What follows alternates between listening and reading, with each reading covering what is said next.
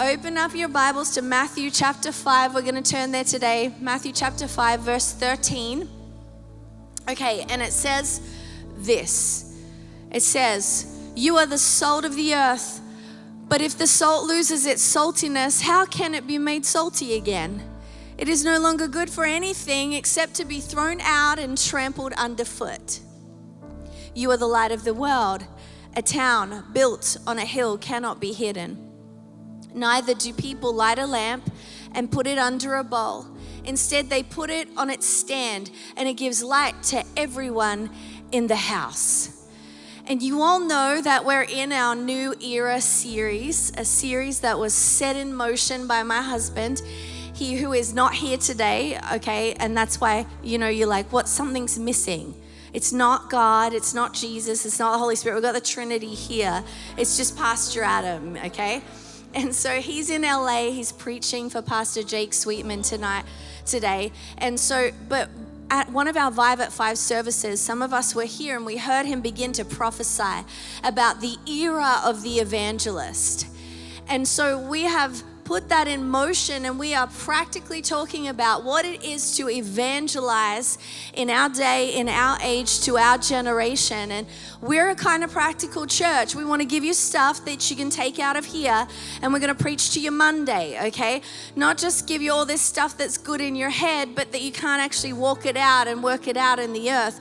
Because Jesus never preached like that. Jesus always gave very real examples and things for people to put in motion. And so this is a very practical series. And so we had Pastor Chase last week. He did a brilliant job. Who was here for Pastor Chase? You're gonna have to be louder than that with me today, church. And he was here and he preached a message, a good offense starts with a great defense, okay? And today, I'm going to preach to you a message about being the salt and the light of the earth. More about the salt, okay? And I've entitled this message today, Stay Salty. Nudge the person next to you, say, stay salty. Now you can take your seat. Now you can sit down and get comfy. And thank you, worship, you VIVE Worship. You're amazing. Who loves our worship team? How are we liking these new service times? 9:30, 11:30, okay, there's a little more, wiggle room in them, but hey, we're gonna fill them up really, really quickly. So don't get too comfortable with the seat next to you, okay?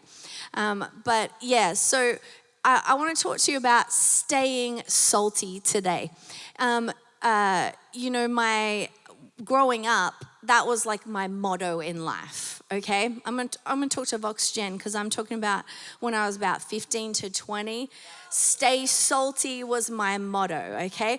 It was like hang out at the beach as much as you possibly can. I have this newfound freedom. I have a car. I can drive it anywhere I like. And I would drive it down to the beach every morning, every lunch, every evening. And so there's something about, like I had, those shell little bracelet things that you guys all wear around your necks and it's all trendy now. Okay, well they were back in like ages ago, okay? And you pay like $30 for them. We used to pay $5 for them, okay? So I had the anklets, I had the necklaces, I had all the stay salty bling. And, growing up in Australia, just being around the beach all the time, we lived 5 minutes from the beach, okay? And my local beach was called Nobby's Beach. You can look it up. There's like lots of funny things that happened at Nobby's Beach. There's an old man who's just walking along. He just kicks a snake and then keeps going. That's where I came from, okay? And so Nobby's and Newcastle. And so I would go out in the morning, and some of like my favorite times in the ocean is like in the morning. Has anyone ever been for a morning swim in the ocean? Okay, there's some swimmers in there. We're kind of like half, okay? And so we would go out and it was so crystal clear as the sun is rising. There's this beautiful ocean. Everything's glassy. It's so pretty. There's nothing like a fresh morning swim in the ocean. And then we would go at lunchtime, okay? And we would, that's when it was a little bit more rocky and a little bit more wavy, but better for surfing. And so you go out in your lunch break, and it was awesome. And in the middle of summer, these sandbars would create, out in the deeper parts. So you'd have like a deep section, and you'd swim, and then all of a sudden it was like you were like Jesus walking on water out in the ocean. It was the coolest thing. Actually, one of my favorite memories is of me and Adam. He convinced me to swim out to this sandbar, and I got out there, and then I realized, hey, there's people walking around here with dry hair. Oh, you can walk in from the sandbar. Sometimes they would just, and I had made all the effort for the swim. We would go night swimming. Anybody ever been night swimming? Okay, night swimming is so fun. You just don't want to go like right on shark dinner time, a little bit later in the evening. That's the best time to go in those hot summer nights. And, we just stayed salty. We had salt in our hair. We had salt on our skin. And you knew you were salty because you felt salty. And that's why they have those showers, at the beach. You can just get rid of the salt. But I want to talk to you about that and just, a little bit today, because we're going to talk about what it is and go on a journey to discover what it is to be the salt of the earth. Because it's kind of, a weird analogy for us. Sometimes when you read the Bible, you're like, okay, well, how do I actually apply that to today? And so Jesus said that you are the salt of the earth. If you're a Christian, you're the salt of the earth. You're the light of the world. But in both cases, this is not by saying anything or by doing anything. It's by being something. You see, and that's what salt is. Salt is being something. Salt affects the environment simply by being what it is, not by saying or doing anything. This, it's just salt, okay? And so if we're going to be salt and if we're going to be light, it's not going to be by a lot of talk, and it's not going to be even by a lot of action. It's not going to be by any of those things. It's going to be by being totally different from our environment, and so different that we affect it. You see, oftentimes when we think about evangelism, we think about it's all about, preaching the gospel, and it is. That's a portion of it. But there's a way better way to preach the gospel with your life, by being a Christian, by being transformed. And there's so much attention that we put, I think, when it comes into the evangelism conversation, on the emphasis is on the conversation, and the emphasis is on action. But let me tell you something. You can talk a whole lot and you can do a whole lot of things, but if you are not a legitimate Christian, it leaves a really bad taste in people's mouths. And so what we need today is we need people who are going to be the people of God, that we're going to actually be Christians in the earth, something that is so different than this world has ever known. And so in Luke, we see what Jesus means. In the book of Luke, he talks about being salt in the earth, and he unpacks it a little bit more. If we were to just unpack it from the book of Matthew, which I just read just before, he says, be salt in the earth. And so when we do that, we're like, okay, well, what does salt do? And we go to our interpretation or, our experience with salt, and we read it into the text. And we do that all the time. So we think about table salt, don't we? So we think about the salt that we put on our food, and we think about how it preserves things, and we think about how, as Christians, we are the spice of life. And sprinkle a little bit of Christians out there, and then, a bit of fun is had, and, and life will be better. But that's not exactly what Jesus was trying to communicate to the people in his day. It was a different meaning. And so I want to teach you a little bit today, okay? Is that okay for me to teach you a little bit? You can hear my voice is sort of struggling a little bit.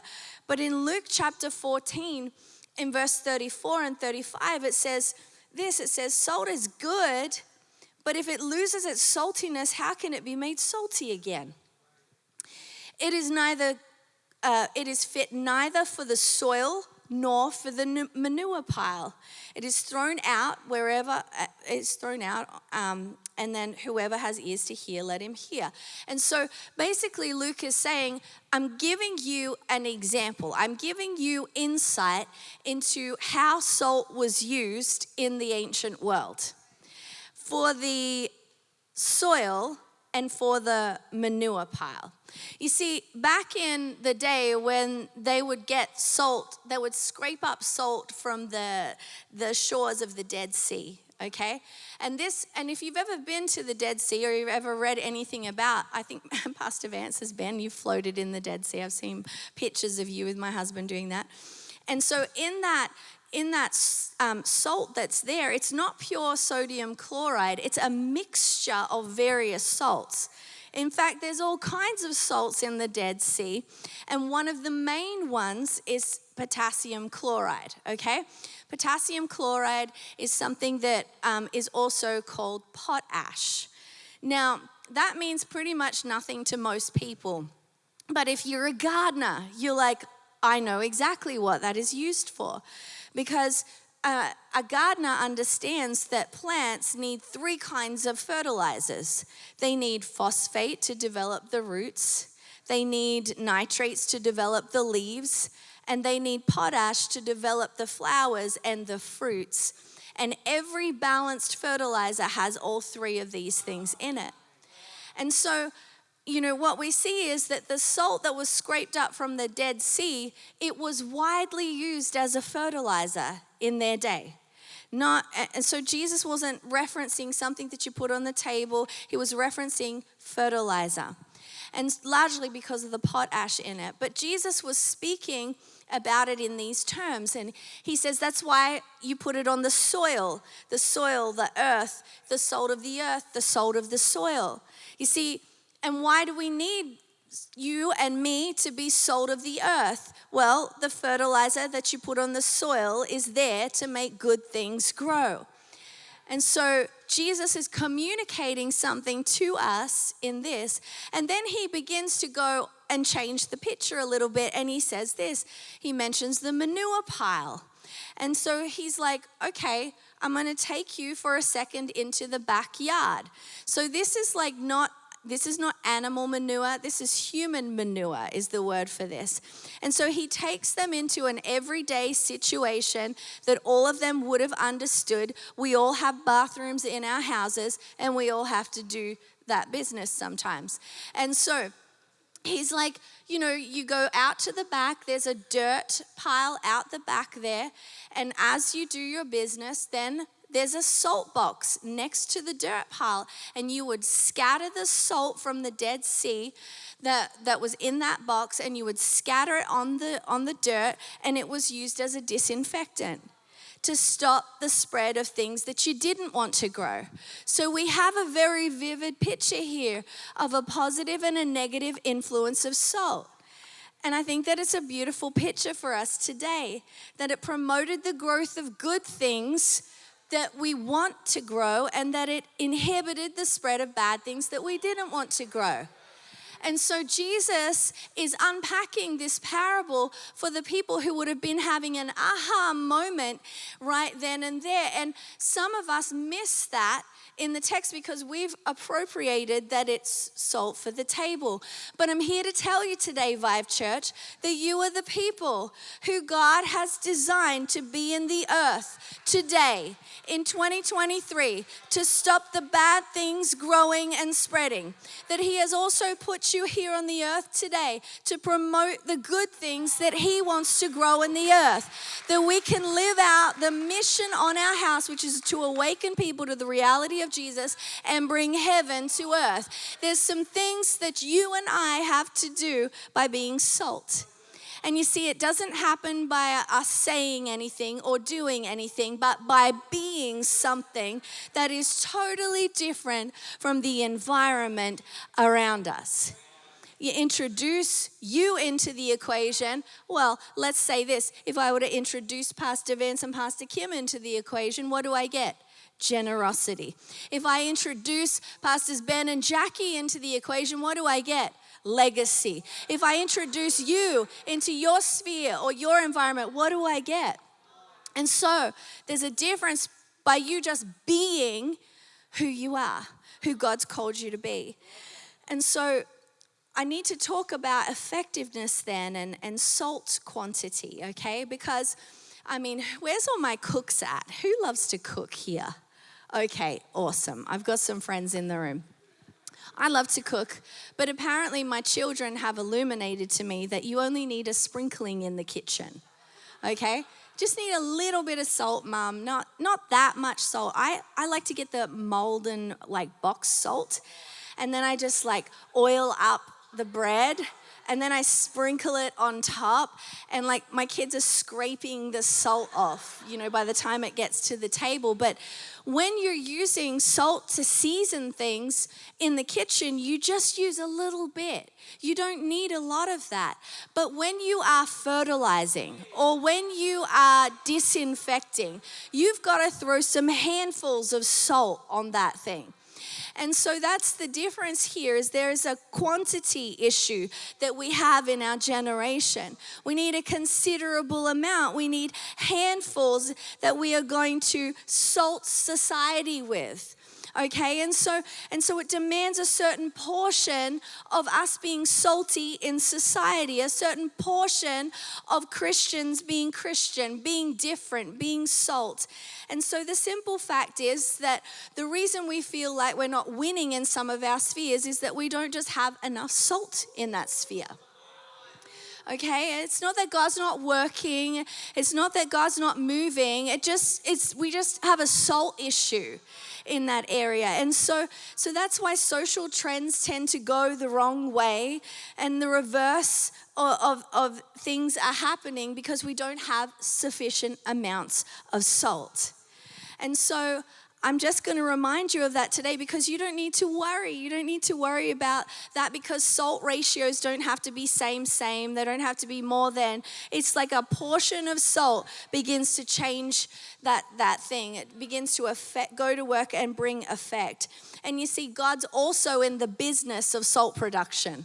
Okay, so he is seeing people come to him in all spheres at the moment. If you just pay attention, in the entertainment industry, in government, in different spheres, people are waking up, and God is producing more salt in the earth.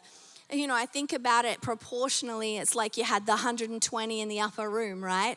And 3,000 people came to Christ. I don't want you to be, disillusioned or downcast because you feel like there's not enough salt.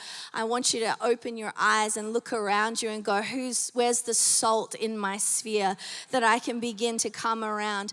If you have a handful of students praying in your school, just a handful of salt, you can see revival in that school. If you have a handful of students praying on a college campus, you can begin to see revival in that place. If you have a handful of Google people, Google employees meeting together for a VIVE group, you have the makings to affect that space. And so I got to talk about salt disbursement now, okay? You still with me?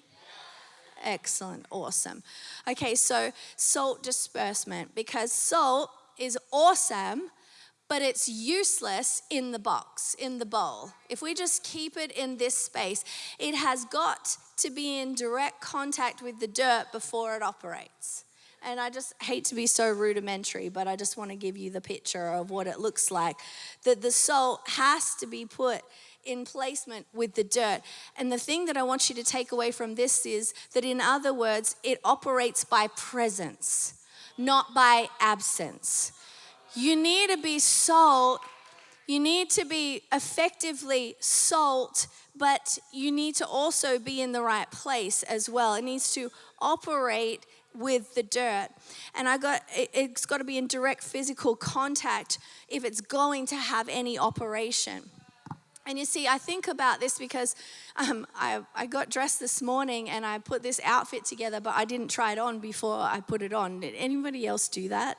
I usually try make sure the outfits work before the night before, but we got out of the flooded city where we live, and I've been staying in a hotel so I wouldn't miss church on Sunday. So But anyways, I put this on and I was like, oh my goodness, it reminds me of my Newcastle Permanent days where I was a bank teller. I look like a bank teller. And so I was like, okay, I'm just going to go with it. But I remember those days like it was yesterday, because I remember being like a new Christian. I remember going into the workforce, and I remember being so different. It was so obvious to me that I was salt amongst dirt. Like that I was different, that there was just me being in the room and maybe not partaking in some of the things that they wanted to partake in was the difference in the room. They knew it, I knew it, but I just want to encourage you today, because salt needs to be in contact with the dirt for it to operate. That's where it operates the best. And some of us have been removing ourselves from the spheres of the earth that God has called us into, and we've been creating and curating safe spaces for ourselves as salt that is separate from the ground. But God wants to scatter you into some spheres. He wants to place you in some places where you can begin to operate so effectively in your Christianity. And so I think about that, because I think all the time we've got this situation right now where you're able to go back into the office. But many Christians are just staying at home. I have the option to stay at home. I'm going to stay at home. Well, that's comfortable, but you have a calling on your life, and you have been called to be salt. And you can't do what God has called you to do while you're sitting in your comfy office space and not interacting with the other people around you. It's just one example. You know, we could go on many, many examples. I know just being a young mom and doing the mom life, coming out of the mom cave. You know, you want to stay in that cave. It's comfy in that cave. Church is better at home, watching online in that cave. But getting out of that space and getting into community and being amongst other people, it's so important for us to be salt that is scattered amongst the earth. And I know it because I sense it and I feel it for how God brought me over here. He's like, Keira, I need some salt in California. California's a little bit salt deficient. I need to send you there, okay? They need some salt. And so we packed up our bags and came over here. They've got enough salt in Texas, I think. I think they're good. I don't think you need to move over there. I think you need to stay right here. I think you need to help us be salt here, because we need salt in spheres of government. We need salt in spheres of local government. We need salt in spheres of education.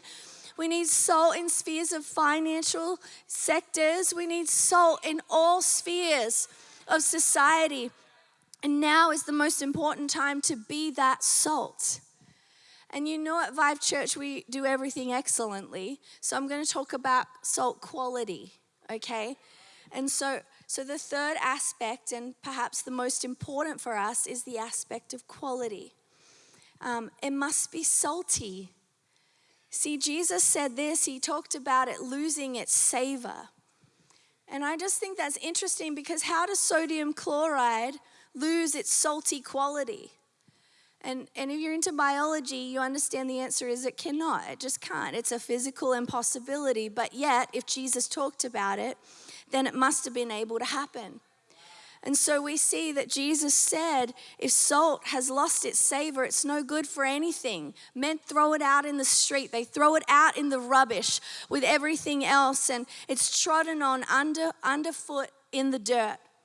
And so that's what they used to do. They used to just throw their rubbish out on the street. And that's where the salt ended up if it was adulterated. And so now he says this, now how could salt lose its savor? And it can't cease to be sodium chloride. The only way it can cease to be salty is by being adulterated with other substances.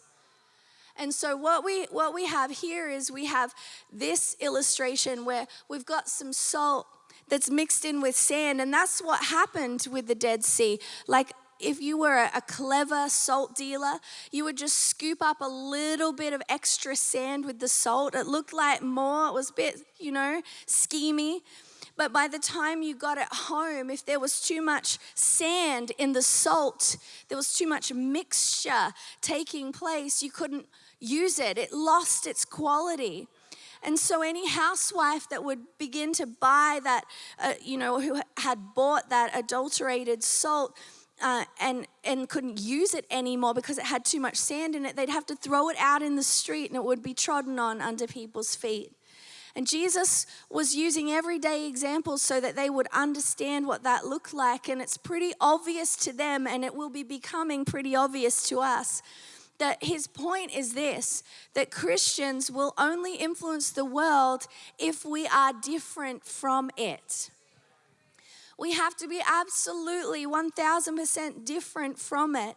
And as we discussed earlier, we need more salt, okay? We need a lot more of it. But at the same time, what's happening is that we need to make sure that the salt that we do have, it doesn't lose its saltiness.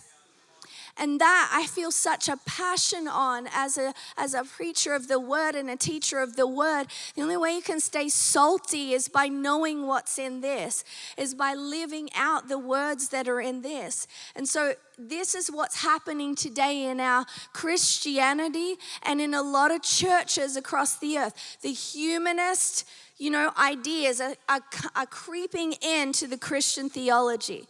You have liberation theology that's creeping into it. It's mixing itself with it. You have secularist culture that is mixing itself in with the salt of the earth, and it's making the quality of the salt become something that we cannot use, that is ineffective in the world, that God cannot use. It's ineffective. It's like, I got to talk about this because, that's why when we come around topics like marriage, that's not a political thing. That's a God thing. God planned marriage. Marriage is between a man and a woman, okay? And so when we don't say that, we mix the salt with the sand.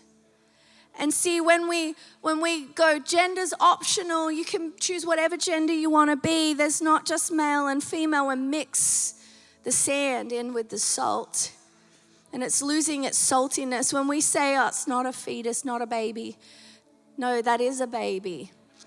And so we need to make sure that we are not trying to be so current with the world that we lose our saltiness. I want you to listen to me today, VIVE Church. You are not called to be current.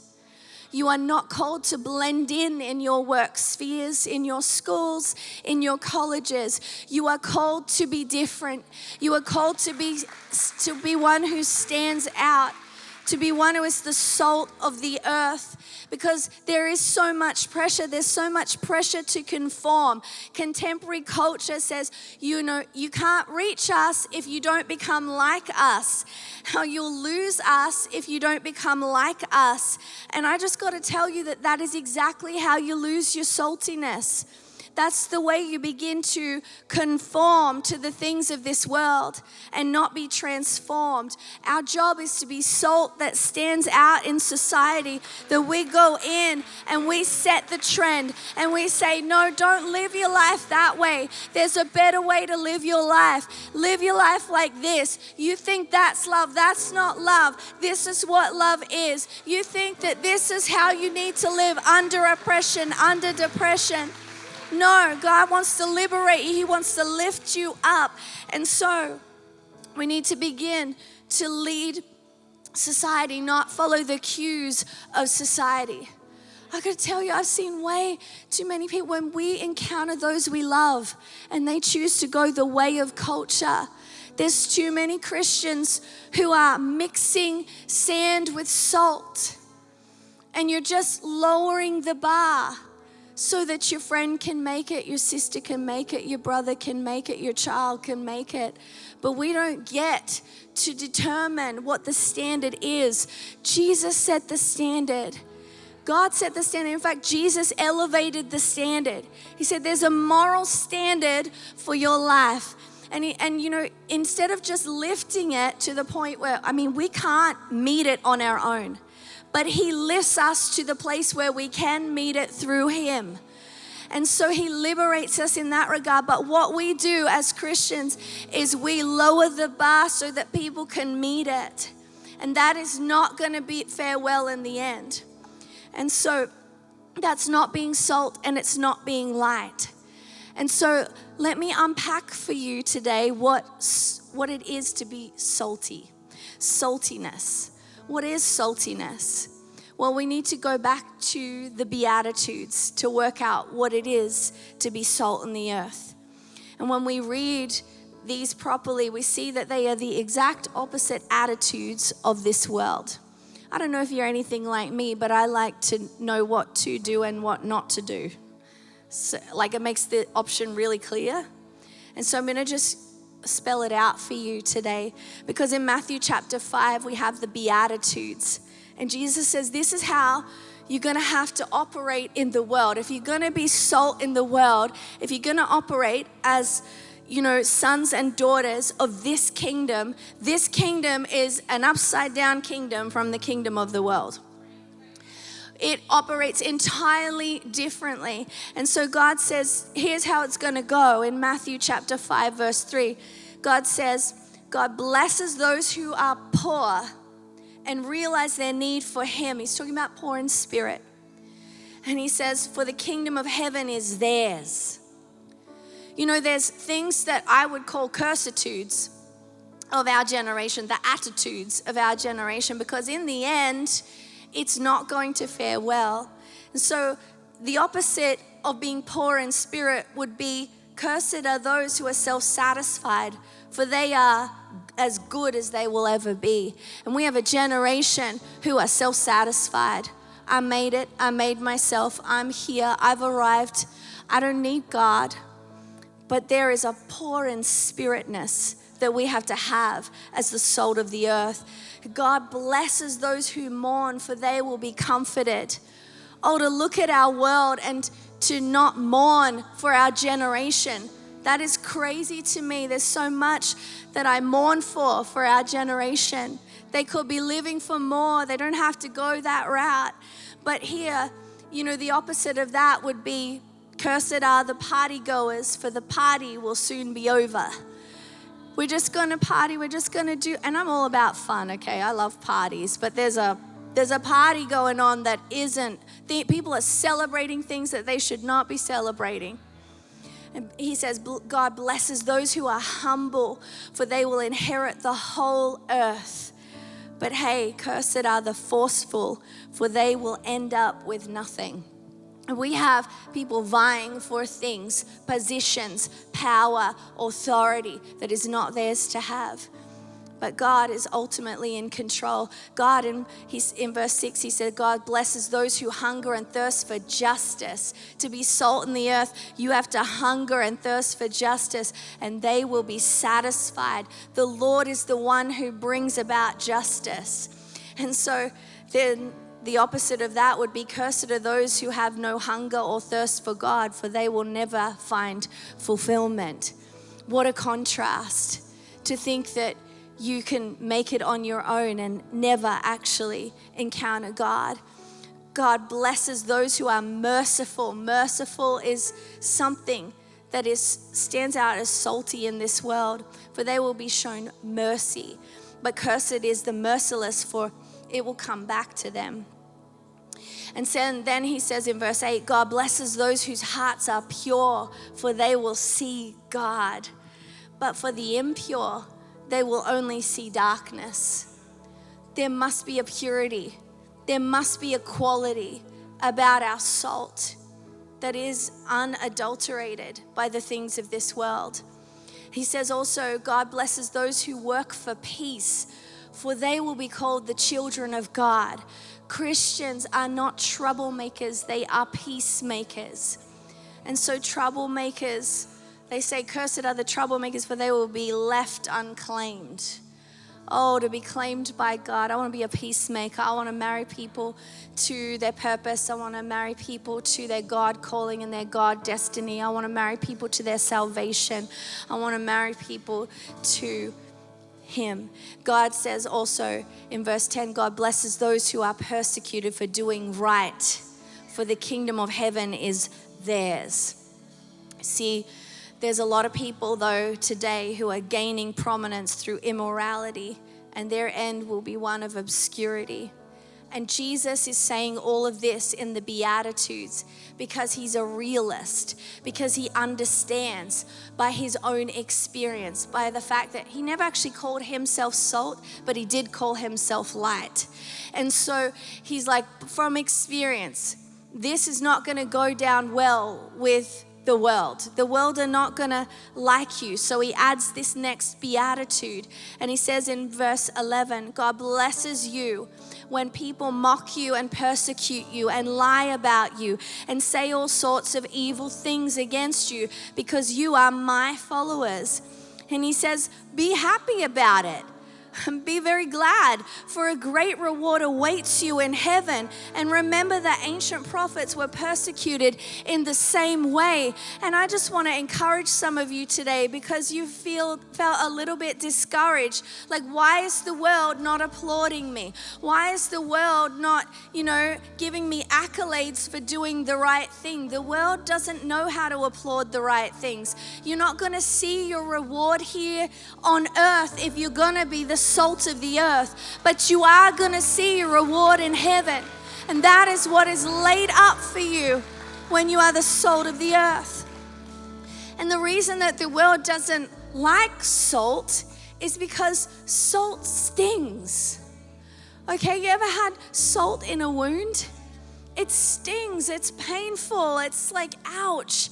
And so when we are operating like God intended us to, with the quality of salt out there in the world, there is going to be a reaction.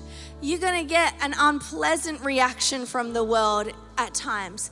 It raises the pain level when you introduce salt. It raises the awareness of a wound that maybe we were not aware of before, but suddenly we're aware of because salt was introduced into the equation. And so there's a reaction that takes place, but saltiness is required for healing. And I just want to encourage you today because, we want to remove anything that would feel awkward or that would be painful or whatever to our generation. But our generation is suffering. Our generation is wounded. Our world is broken.